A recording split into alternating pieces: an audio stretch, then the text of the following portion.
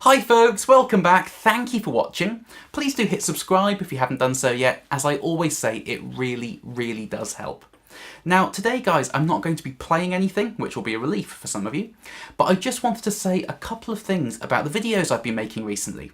Now followers of my channel will have seen that I've been doing a lot of guitar mods and making before and after videos to show you guys what difference those mods have on the sound of our guitars. But I just wanted to say that when it comes to modding guitars, if it ain't broke, don't fix it. If you have a guitar that you love and you've been getting to know it for many years, and most importantly, you know how to get the best tones for you out of the instrument, then there really is no point in modding for the sake of modding, because you likely won't prefer the results. But that said, we're guitarists, we obsess over the absolute minutiae of our tone, so we love experimenting with pickups and capacitors and resistors and pots and all of those things. So it can be fun to experiment with different mods to see what effect it has on the guitar and whether we actually do prefer it. But one thing I really wanted to mention about that is never be afraid to accept that a mod hasn't worked for you and you prefer the original. Now in some of the videos I've been making recently, I've been doing pretty drastic mods to my guitars, and in some cases I haven't preferred the results. Hopefully they've made fairly interesting videos for you guys, but for me I've spent a lot of time getting to know the mod after I've done the videos and listening to the footage side by side that I've shot for them, and I've actually discovered that I preferred them as they were before. So I've just restored them to the originals. So I just wanted to mention that if you do mod your guitar, never be afraid to admit that you prefer it as it was and change it back to the original spec. Now, for example on that, I modded my Strat the other day and I changed it to the 50s wiring mod, put in a new capacitor and put in some new pots. And after shooting that video, I really liked the capacitor and I really liked the pots, but I felt that the 50s wiring wasn't really for me, so I changed that back, but left the pots and the capacitor in. So also don't be afraid to have a sort of halfway house on your mods and come up with your own mods, because certain parts of the mods you might prefer and other parts you won't.